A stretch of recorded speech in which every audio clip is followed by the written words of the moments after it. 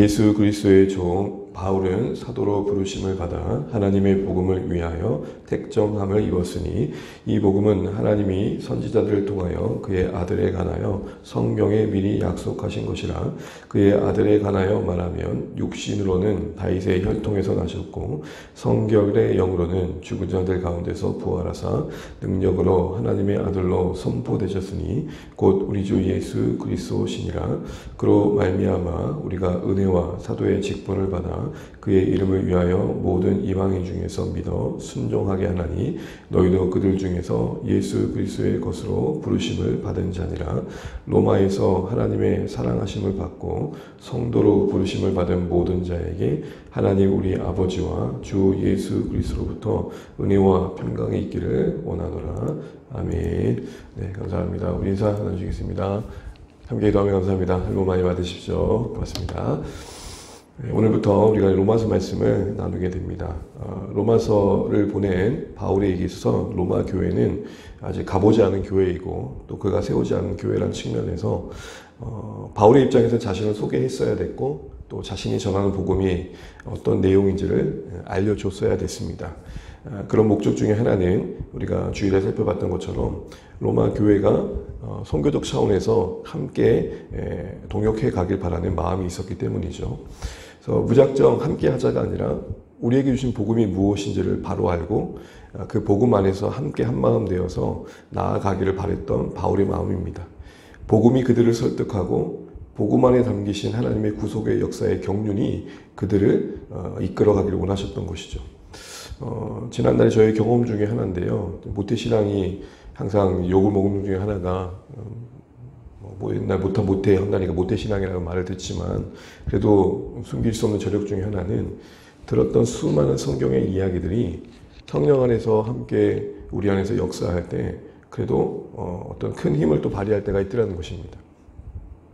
저에게도 청년 때 주일학교 때 들었던 수많은 성경의 이야기들이 이 하나님의 구속의 경륜이라는 이름 안에서 딱 이렇게 정리가 될 때 참 마음에 뜨거움이 있었습니다. 역사가 그냥 물 흐르듯이 끝없이 흘러가는 게 아니라 처음과 끝이 있다는 것이죠. 우리는 막연하게 내일을 말할 때가 있지만 기독교 신자들은 막연한 내일이 아닌 분명한 내일을 향한 오늘을 사는 거죠. 분명히 로마서에도 우리가 살펴보겠지만 모든 것의 주 되신 그 주님께서 모든 것을 주 되신 그분에게로 되돌리실 것입니다. 그 역사의 큰 물결 속에 교회가 있고 교회는 그 하나님의 나라의 역사의 한 몫을 오고 가는 시대 속에서 담당해 가는 거죠. 바로 그런 어떤 복음의 큰 경륜 속에서 바울은 로마서를 통해서 이 로마 교회를 깨우고 어떻게 보면 다시 그들이 복음 안에 연합을 이루어서 정말로 하나님 나라의 부르심에 동참하길 바라고 있는 그런 간절함이 다시 로마서에 있는 겁니다. 이런 의미였기 때문에 어쩌면 시대마다 그들을 묶고 있던 것들로부터 그들을 자유케 하고 또 온전한 시선에서 그 시대를 뛰어넘는 가치관으로 세상 속의 교회로서의 그 가치를 일깨워주는 일들에 로마서가 쓰임받았을 겁니다. 자, 이런 맥락 속에서 바울은 자신을 소개할 때 다른 어떤 서신서보다 자신에 대한 이야기를 해야 되다 보니 그 인사말이 제법 깁니다. 그래서 말이 끊어지지 않고 계속 이어지는 말꼬리를 이어가는 것처럼 자신을 소개하는데요. 우리가 1절을 한번 같이 한번 읽어보겠습니다. 1절입니다. 시작. 예수 그리스도의 종 바울은 사도로 부르심을 받아 하나님의 복음을 위하여 택정함을 입었으니. 아멘. 우리가 주일에 살펴본 것처럼 바울은 사도라는 직분으로 자신을 구별하였다는 것, 구별받았다는 사실들, 복음을 위해 자신이 구별되어 온 존재라는 사실들을 인식하되 그것을 종이라는 사실 안에서 이해하고 있다는 사실을 우리가 살펴봤었습니다. 그러니까 그 누구보다도 처음 자신을 소개하는 자리에서 종이라는, 노예라는, 당시에는 참 비참한 영어였던 이 위치를 먼저 이야기하더라는 것이죠. 그는 그 누구보다도 그가 뭐라 해도, 어느 누가 뭐라 해도 예수님의 종됨이 가장 좋았기 때문일 겁니다. 예수님의 종됨이, 노예됨이 가장 영예롭게 와닿았기 때문이겠죠. 그런 의미에서 바울이 갖는 이 신자로서 또 부름받은 자로서의 그 자신에 대한 이해가 참 우리에게 도전이 됩니다. 요즘 많은 사람들이 현대인들이 병 들어간다 그러잖아요. 육체적인 병도 있지만 사실은 심리적으로 그 어떤 존재감이라든지 자기 이해라든지 자아감이 많이 왜곡되어지고 굴곡되어져서 참 많은 무거운 짐들을 짊어지고 간다라고 말합니다. 겉으로 볼 때는 멀쩡한데 가만히 속을 보면 불안하고 뭔가 움츠러들어 있는. 여러분, 근데 바울은 자랑할 것이 없었던 것도 아니고 그 모든 수많은 자랑 것들을 내려놓고라도 오직 나를 이야기해야 된다면 예수님의 종됨 이거 하나 외에는 없다라고 할 만큼 그는 무엇보다도 자신에 대한 온전한 이해 속에서 그 중심을 붙잡고 있는 모습을 보게 됩니다. 예수님의 종됨이 도대체 뭐라고, 그 안에 담긴 의미가 무엇이기에 그는 모든 사람 앞에서 자신을 처음 소개하는 그 모습으로서 종을 얘기할까요? 이제 이야기해 가겠지만 그에게는 하나님 앞에서 자신이 가졌던 그 열심에 그릇된 열심이 그를 엉뚱한 방향으로 이끌어갔던 지난날의 과거를 되쳐보고 또 그가 이제 예수님을 인격적으로 만난 뒤에 이제는 예수님을 산다는 것이 그 인생의 최고의 가치가 되었기 때문일 것입니다. 그것이 그의 인생의 모든 삶의 이해의 근거가 된 것이죠. 이처럼 그에게는 예수님이 소중했고 귀했고 가치 있었습니다. 그런 만큼 그에게는 복음에 대한 분명한 이해가 있었음을 우리가 보여주는 거죠. 막연하게 예수님이 좋다가 아닙니다. 막연하게 예수님을 위해 살겠다는 게 아닙니다. 예수님에 대한 분명한 성경적인 근거한 이해와 그의 경험 속에서 붙들린 그 분명함이 있었던 것입니다. 그래서 바울은 하나님의 복음을 위해 자신이 사도로 부름받은 인생이며 종됨을 말하면서 그 꼬리를 이어가되 그 복음을 설명하면서 2절에 이렇게 말합니다. 2절, 3절, 4절까지 같이 한번 읽어보겠습니다. 이 복음은 하나님이 선지자들을 통하여 그의 아들에 관하여 성경에 미리 약속하신 것이라. 그의 아들에 관하여 말하면 육신으로는 다윗의 혈통에서 나셨고 성결의 영으로는 죽은 자들 가운데서 부활하사 능력으로 하나님의 아들로 선포되셨으니 곧 우리 주 예수 그리스도시니라. 지금 복음이신 예수님, 그 예수님에 대한 이해가 오늘 여기에 고백되어 있습니다. 바울이 소개하고 있는 예수님이 복음됨에 담겨있는 예수님의 모습은 어떻게 이해되고 있습니까? 무엇보다도 선지자들을 통하여 미리 약속되신 분으로 소개합니다. 2절을 보시면 그렇게 되어 있죠. 선지자를 통하여 약속된 분. 여기서의 성경은 구약의 말씀일 것입니다. 구약에 하나님께서 앞으로 구원자를 보낼 것인데 라는 말씀을 하셨을 때 바로 그 구원자, 메시아가 바로 이 예수님이다라는 겁니다. 근데 여러분 여기서 예수님을 미리 약속하셔서 오신 그분으로 소개하고 있다는 점을 우리는 주목해 봐야 됩니다.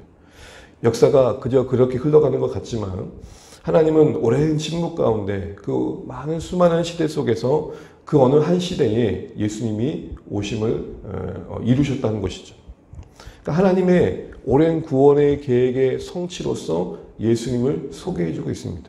이건 역으로 말하면 침묵 같았던 시간들 속에서 하나님은 일하고 계셨다는 겁니다. 수많은 제국들이 이스라엘을 짓밟았습니다. 아수르가 북이스라엘을 멸망시켰고 바벨론이 그들을 포로로 잡아갔으며 그 뒤에 끝날 듯 했던 그 가운데서도 페르시아가 그들을 지배했고 헬라가 그들을 다스렸으며 결국 로마까지 왔습니다. 이런 끝없는 제국의 역사 속에서 하나님의 백성이었던 이스라엘은 그 존재조차 찾아볼 수 없을 정도로 곳곳에 흩어지게 되었죠. 이런 상황 속에서 하나님이 계신다고요?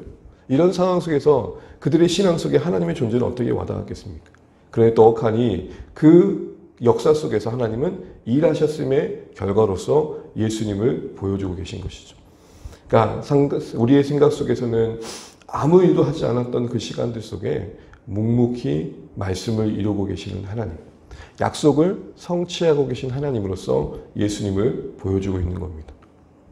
그리고 그분은 그 약속대로 오시되 그 약속의 구체적인 내용인 다윗의 혈통을 통해 오셨음을 말합니다. 3절을 보시게 되면 육신으로는 우리와 같은 모습으로 오실 때에는 다윗의 씨로, 다윗의 후손으로 오셨다는 거죠.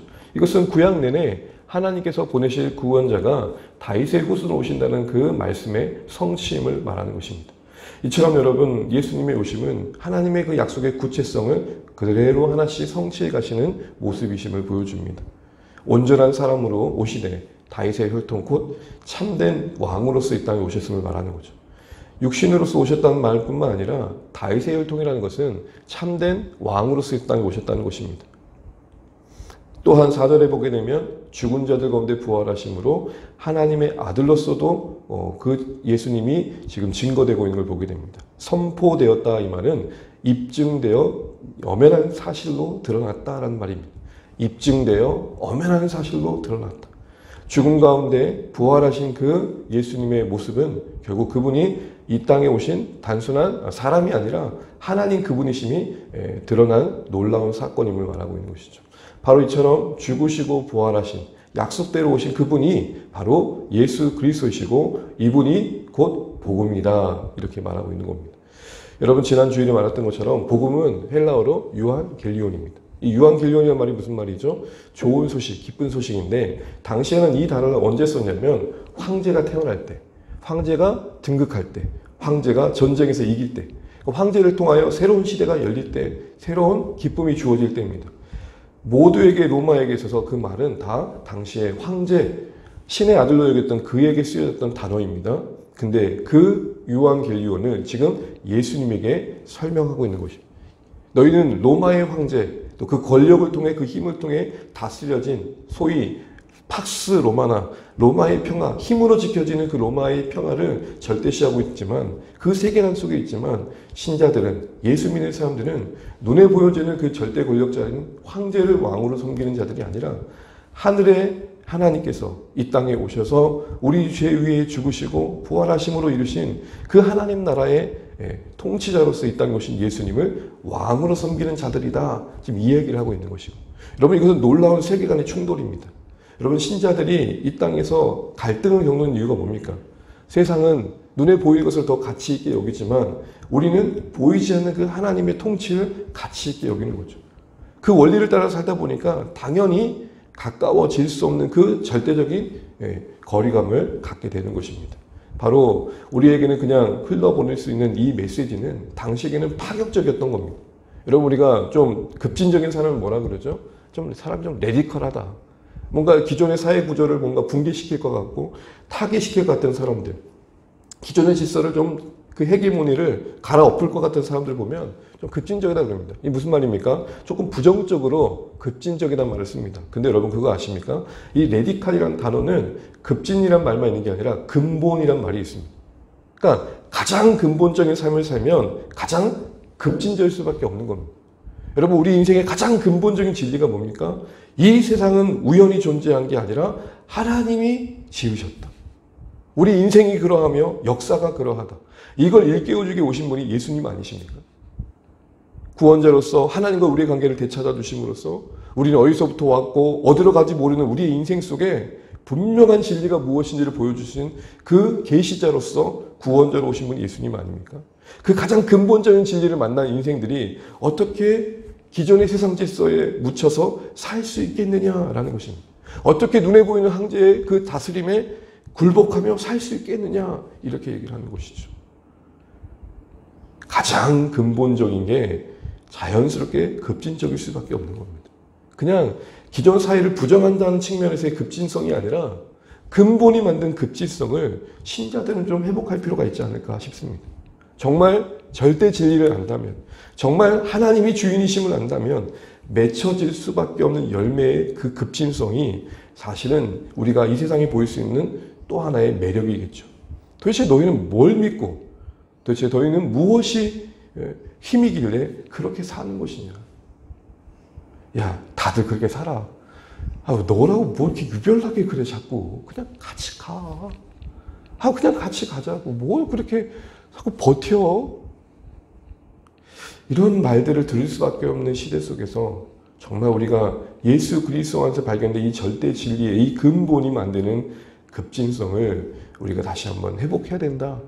이걸 지금 로마서가 일깨워주고 있는 거죠. 그런 가운데 바울은 계속해서 신자들을 이야기하면서 자신이 이제 사도로서 은혜 안에서 섬기는 가정 속에 하나님께서 부르신 영혼들이 있는데 그들이 믿어 순종케 하는 가정 속에서 지금 로마 교회 성도들도 동일하게 있다는 사실을 이야기하면서 오늘 6절 7절을 읽게 되면 이제 편지를 전달받는 성도들을 이야기하면서 그들의 영적인 포지션, 어떻게 보면 성도로서의 지위, 이걸 다시 한번 일깨워주고 있는 걸 보게 됩니다.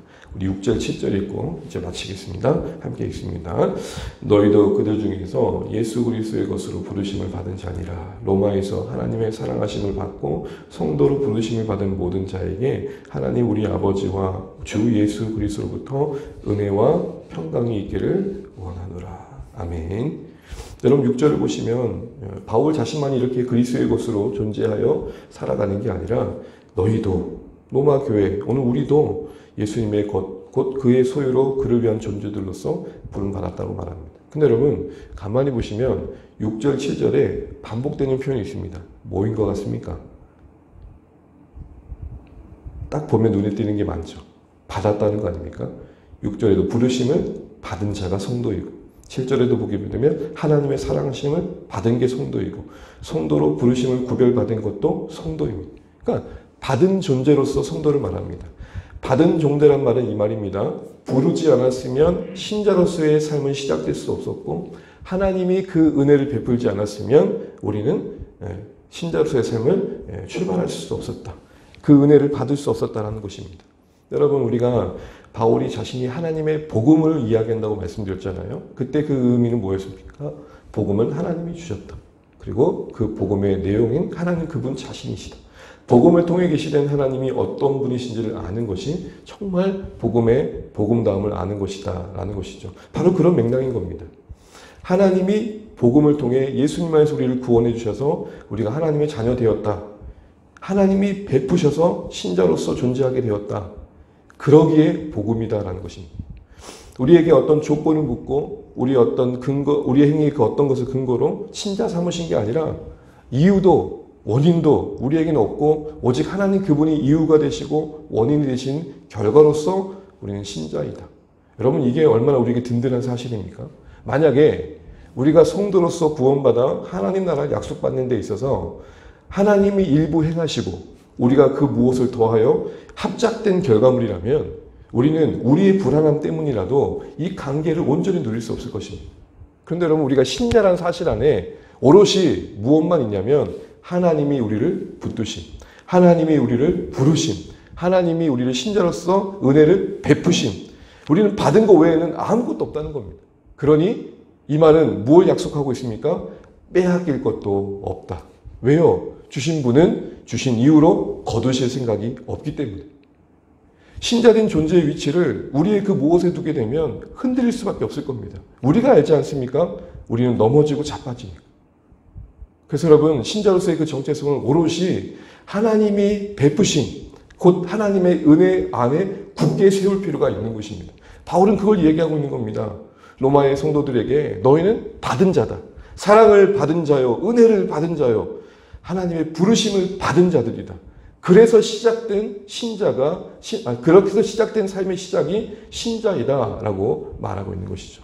왜 이게 필요합니까? 오직 이 은혜만이 우리에게 평강을 주기 때문입니다. 그래서 바울은 이렇게 말했던 겁니다. 바로 이 은혜가 있음으로 너에게 평강이 있길 바랍니다. 여러분 이 순서를 기억하십시오. 진짜 평강은 은혜 안에 주어지는 겁니다. 평강은 뭡니까? 그 무엇도 흔들 수 없는 고요함이며 그 세상의 어떤 유혹도 꺾을 수 없는 중심일 겁니다. 하나님이 다스리시는 그 심령의 든든함일 것입니다. 근데 그게 어디서부터 옵니까? 은혜를 인식하는 것부터. 은혜가 뭡니까? 하나님이 베푸셔서 받았다. 사랑하는 주안의 가족 여러분, 이 말은 구원이 우리에게 주어질 때 그 어떤 조건의 근거에 주어지지 않았을 뿐만 아니라 그렇기 때문에 부르심이 은혜이기에 우리는 이 받은 바 구원을 하나님의 그 영원하신 은혜 안에서 빼앗길 일도 없다라는 것입니다. 심지어 우리의 그 어떤 것도 하나님의 우리를 붙드심을 방해할 수 없다라는 것이죠. 이 말은 영원한 거룩의 영광의 그 자리의 운명에 반드시 하나님 우리를 떡하니 세워놓으시고 마실 것이다 라는 것입니다. 이 하나님의 구원의 그 은혜가 우리의 신앙의 근거가 되어야 된다라는 것이죠. 다시 한번 이 로마서 말씀을 쭉 살펴보면서 우리는 받은 자로서의 우리의 신앙을 바르게 이해하고 있는가? 우리는 우리의 구원을 성취와 쟁취로 혹시 여기고 있지 않은가?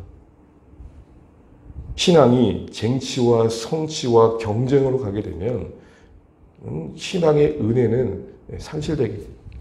내가 그 무엇을 한 바가 있기 때문에 받을 자격이 있는 자가 어느새 되는 것이고 그 주신 것들은 어느새 자랑이 되며 묻신자들의 마음을 갈기게 하기, 상하게 할 수도 있는 겁니다. 나는 믿어, 나는 의심치 않아, 나는 열심을 내어 받은 이것들이 왜 너에게는 없을까?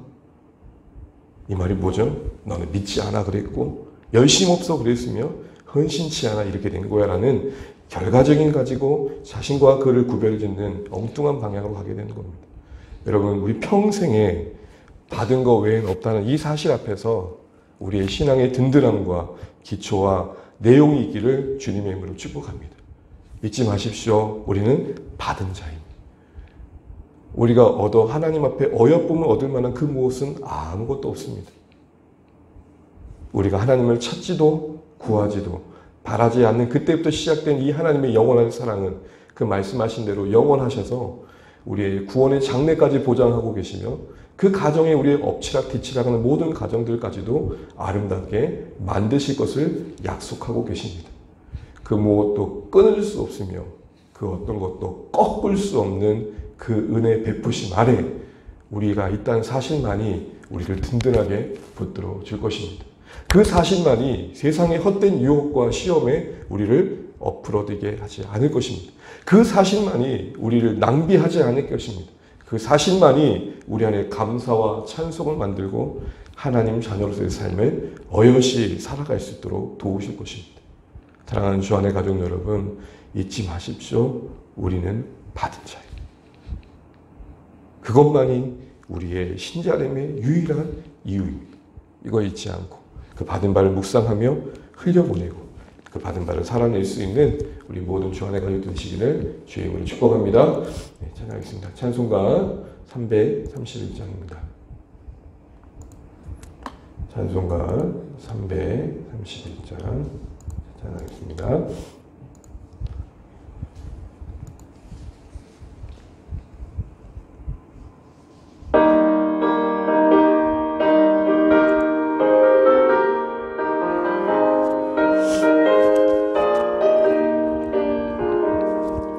영광을 받으신 만유의 주여 우리가 명령을 따르리라. 베푸신 은혜를 감사히 알고 진실한 마음으로 섬기겠네. 구주의 은혜 주시는 대로 영원히 받들어 섬기겠네. 찬송하겠네. 찬송하겠네. 생명을 주시는 구주로다. 구주를 높이고 잘 공경하여 온유한 마음으로 섬기리라. 주 예수 안에서 즐거워하며 충성을 다하여 섬기겠네. 구주의 은혜 주시는 대로 영원히 받들어 섬기겠네. 찬송하겠네. 찬송하겠네. 생명을 주시는 구주로다.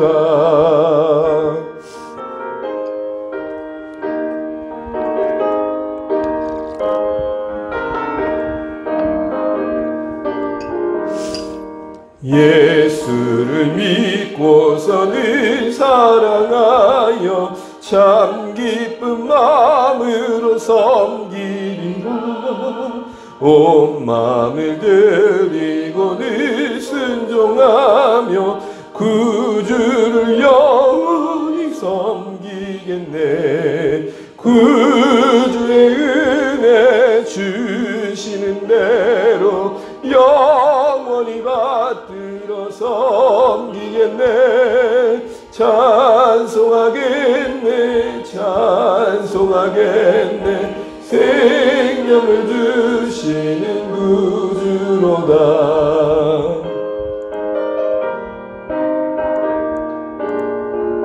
아멘. 오늘 주신 말씀을 붙들고 같이 기도하겠습니다. 하나님, 우리를 은혜 안에 부르시고 우리에게 긍휼을 베푸셔서 우리가 이 땅에 존재하고 다시 한번 고백합니다.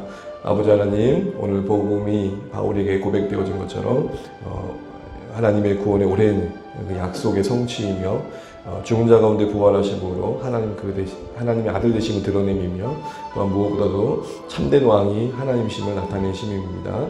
당시 이것이 황제를 왕으로 보고본을 섬겼던 그 시대에 참 파격적인 진리였는데, 정말 우리가 근본을 아는 자들로서 이 땅에서의 가치에 타협하지 않고 정말 지혜롭게 하나님의 사람들로 살아내는 참된 급진성이 우리 가운데 있길 바랍니다. 무엇보다도 종됨을 먼저 내세웠던 바울, 그가 예수 그리스도를 바르게 알았기에 고백할 수 있었던 결과였음을 기억합니다.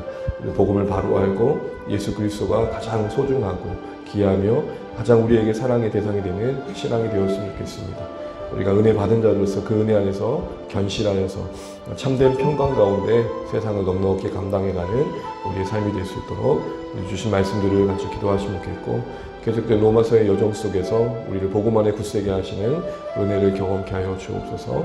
기도하시면 좋겠습니다. 교회를 위해서 기도해 주시고, 이 나라 임적을 위해 세우신 이 땅의 모든 교회들을 위해서, 선교지 외에 하나님의 긍휼이 필요한 곳에 은혜가 흘러가도록, 아파하고 또 고통받고 있는 곳에 주의 손길이 닿을 수 있도록 시간을 기도하시면 좋겠습니다. 또 각자 기도 제목 가지시고 기도하시고, 오늘 하루도 주 안에서 평안한 한 날 되시길 바랍니다. 같이 기도하시겠습니다. 하나님 은혜를 감사합니다. 우리를 붙들어 주시고 복음 안에서 우리에게 베푸신 은혜가 얼마나 크신지 다시 한번 생각할 수 있는 복된 기회를 주신 것들을 감사합니다. 하나님, 우리는 받은 자입니다. 그 사랑받은 자이며 그 부르심 받은 자이며 하나님의 구별을 받은 자입니다. 하나님, 그로 인해 시작된 우리의 신자의 여정이 은혜 안에서 다시금 확실하게 와닿게 도와주시고 그 은혜 안에서 견실하기를 간절히 바랍니다.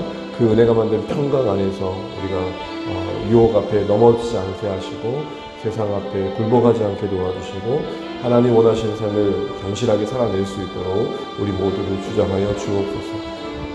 우리의 조건으로 말미암지 않았고 그러기에 빼앗기지 않은 영원한 은혜의 약속 속에 우리의 신자의 신분이 있음을 알게 하셔서 그 모두 하나님, 우리가 우리의 하나님 되면 자녀됨을 방해할 수 없음을 알게 하시고 영원한 영광의 그 운명에 우리가 자리 잡고 있음을 잊지 않게 도와주시옵소서. 하나님, 우리를 그 은혜 안에서 신실하게 온전케 가실 우리 하나님을 바라보게 도와주시옵소서. 하나님, 우리가 그 사랑 받은 자를 사실 속에 이제는 그 받은 바가 풍성해지게 하셔서 흘려 보낼 수 있는 자를 있길 소원합니다. 아버지 하나님, 무엇보다도 교회를 교회되게 하신 일들 속에 주 안의 교회가 아름답게 쓰임받게 도와주시옵소서. 이 땅의 교회들을 붙드시되 정말로 이 땅에 세우신 모든 교회들 속에 주 안의 교회도 하나님 아름답게 빚어가셔서 사용하여 주시고 하나님 그 뜻을 이루는 곳으로 쓰임받게 하여 주옵소서. 하나님, 복음에 대한 하나님의 그 구속의 경륜이 우리 마음을 새롭게 하며 우리의 존재를 새롭게 하는 은혜가 되길 소원합니다. 주여 도와주시옵소서. 그 무엇이 우리에게 자랑이 될 수 있으며 그 무엇이 우리의 의가 될 수 있겠습니까? 영원한 의이신 하나님, 우리가 하나님 앞에 정말로 그 은혜를 서 있음을 잊지 않게 하시고 그 은혜만이 우리의 신앙의 근본이 되게 하셔서 그 진리만이 우리의 신앙의 근본이 되게 하셔서 참된 정말로 하나님 은혜의 사람들로 이 땅에 삶을 살아갈 수 있도록 주여 인도하여 주시옵소서. 하나님 도와주시옵소서. 하나님, 우리가 자녀들을 잘 감당하게 도와주시고 저들이 정말 하나님의 긍휼하게 거하게 도와주시고 하나님의 경외하는 세들 되게 도와주시옵소서. 아버지 하나님, 우리가 하나님이 이끄시는 따라 복음을 위해 수고하는 공동체를 세워지게 도와주시고 정말 따뜻한 사귐과 성도적 공동체에서의 방향을 우리가 잘 이루어갈 수 있도록 주여 도와주시옵소서. 정말 6월에 우리가 복음에 더하기를 경험하길 소원합니다. 복음의 일을 더해가며 그 은혜를 더해가며 그 열매와 그 섬김을 더해갈 수 있는 복된 한 달 될 수 있도록 도와주시옵소서. 사랑하는 우리 주안의 가족들이 복음 안에서 다시 한번 뜨거운 마음 갖게 도와주시고 멈춰졌던 시간같이 우리의 삶에 하나님 주님을 위한 삶이 다시 한번 있었다면 돌이키게 하시고 주를 위해 살고던 거룩한 마음들이 불리듯 우리 안에 일어나게 하여 주옵소서. 우리를 어떠한 자리에서 부르셨는지 잊지 않게 도와주시고 우리의 죄인됨과 우리의 완악함을 깊이 인식하고 하나님 앞에 우리의 모습을 인정하며 주의 도와 긍휼을 구하게 도와주시옵소서. 주님, 우리를 붙들어 주시옵소서. 주님의 함께